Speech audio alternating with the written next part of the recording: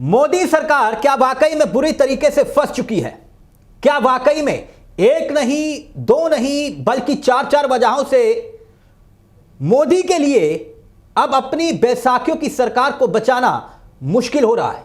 और अगर बात नहीं बनी तो मोदी सरकार के लिए मुश्किल खड़ी हो चुकी है। पीएम की कुर्सी तक को दांव पर लगाने का जिक्र क्यों हो रहा है?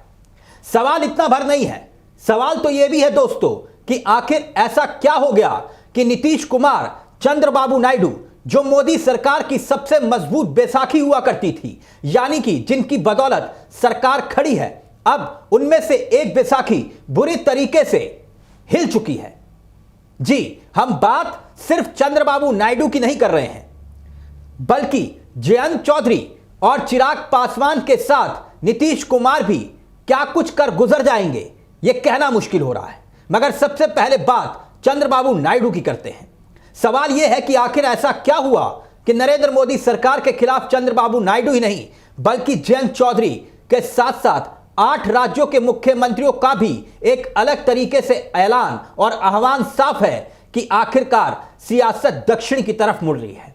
आखिर उत्तर और दक्षिण भारत के बीच इस लड़ाई में चंद्रबाबू नायडू स्टालिन के साथ खड़े हुए दिखाई देते हैं, ना चाहते हुए भी। आखिर दक्षिण भारत उत्तर भारत की इस लड़ाई में, भाषा की इस लड़ाई में, परिसीमन की इस लड़ाई में, वक्फ संशोधन बिल की इस लड़ाई में मोदी सरकार क्या वाकई में बुरे तरीके से अब फंस चुकी है? कैसे, उसे भी हम आपको समझाते हैं, क्योंकि सियासत के इस खेल में वक्फ संशोधन बिल के जरिए बीजेपी और खास तौर पर मोदी सरकार अल्पसंख्यक या कह लीजिए कि मुसलमानों पर एक तरीके का दबाव बनाने की कोशिश करती हुई दिखाई दे रही थी। मगर सियासत के खेल में नायडू ने पूरी बाजी को पलट कर रख दिया।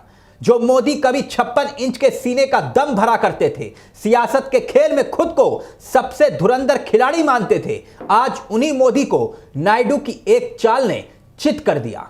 मौका था आंध्र प्रदेश के मुख्यमंत्री चंद्रबाबू नायडू की बुलाई उस इफ्तार पार्टी का जिस पर सबकी निगाहें थी। जी, इफ्तार पार्टी। बात उस सियासी मंशा की थी जिसका इजहार नायडू को करना था। उस नायडू को जिन्हें मालूम है कि मुसलमान नाराज हुए, अल्पसंख्यक नाराज हुए तो फिर आंध्र की सियासत में उनकी सरकार इतिहास बन जाएगी। इसीलिए लगे हाथ मुसलमानों को मनाने की शंकाओं को दूर करते हुए जो बात मुसलमानों से उन्हें करी थी, जो संदेश देना था, नायडू ने दे दिया। नायडू ने वक्फ संपत्तियों की सुरक्षा ना सिर्फ गारंटी के तौर पर दी, बल्कि संकेत दे दिया कि वो अपने ही समर्थन के सहारे खड़ी मोदी सरकार से दो दो हाथ करने से भी गुरेज करने वाले नहीं हैं, चाहे वक्फ बिल को लेकर कुछ भी हो जाए। तभी तो नायडू ने मुसलमानों को भरोसा देने की कोशिश की, हमेशा वक्फ संपत्तियों की रक्षा वो करेंगे और आगे भी करते रहेंगे, क्योंकि वो कर चुके हैं। ऐसे में राजनीतिक हलकों में अटकलों का बाजार गर्म हुआ कि क्या नायडू वक्फ संशोधन विधेयक 2024 पर केंद्र की मोदी सरकार के सामने मुश्किलें खड़ी करने वाले हैं। संकेत और संदेश इतना भर नहीं है। चंद्रबाबू नायडू की पार्टी यानी कि टीडीपी केंद्र में एनडीए सरकार की सबसे मजबूत सहयोगी दलों में से एक है, यानी कि जिनकी बैसाखियों पर सरकार चल रही है। बीजेपी को लोकसभा में वक्फ बिल पास कराने के लिए नायडू की जरूरत पड़ेगी ही पड़ेगी टीडीपी की।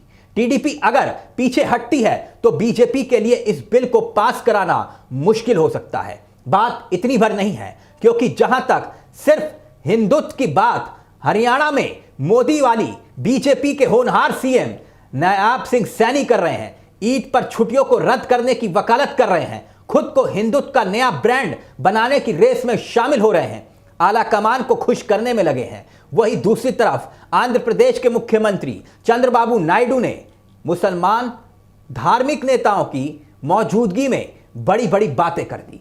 सैलरी बढ़ाने की वकालत का ऐलान कर दिया। इमामों को अब 10,000 रुपए मिलेंगे, मौलानाओं को 5,000 रुपए दिए जाएंगे।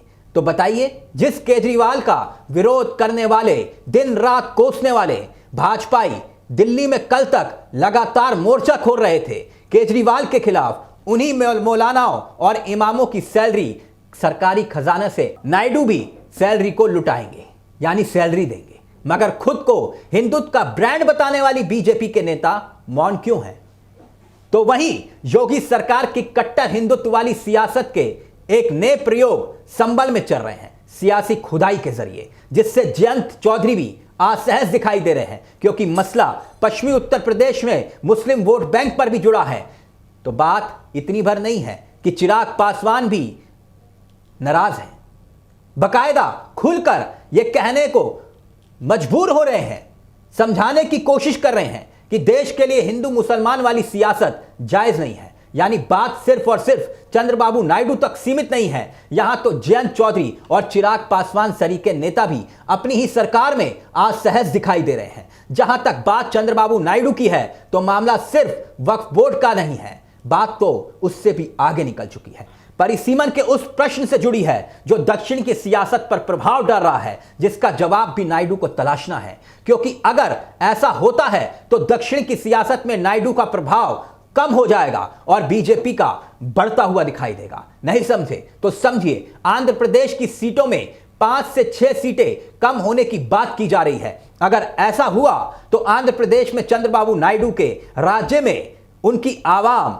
उनकी नाराजगी नायडू को झेलनी पड़ सकती है। अगर सीटों में कटौती हुई तो फिर दक्षिण भारत में जहां पर बेशुमार सीटें कम होंगी, तो वहीं उत्तर भारत में, खास तौर पर हिंदी बेल्ट में, जहां पर बीजेपी का अपना एक मजबूत जनाधार है, वहां पर सीटें बेशुमार बेतहाशा तरीके से बढ़ेंगी।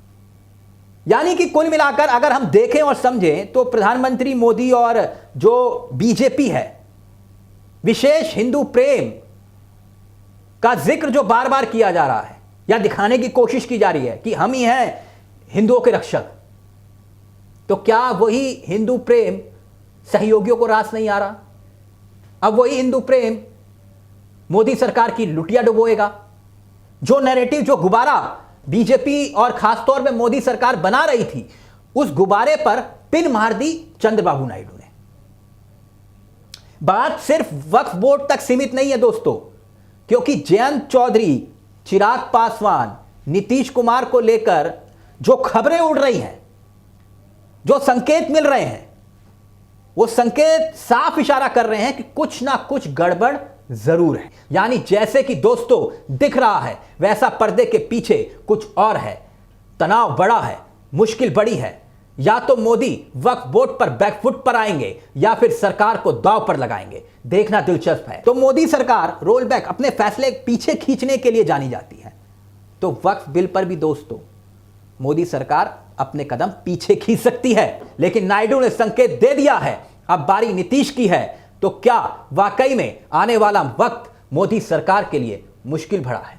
यानी मोदी सरकार मजबूरियों की बेड़ियों में जकड़ी हुई दिखाई दे रही है, जहां पर उनके सहयोगी ही सवाल बनकर खड़े हो चुके हैं। मगर सबसे ज्यादा दिलचस्प सियासत नायडू, यानी कि एक तरफ आंध्र की, दक्षिण की सियासत और दूसरी तरफ मोदी के बीच चल रही है। जी नमस्कार, जय हिंद, जय भारत।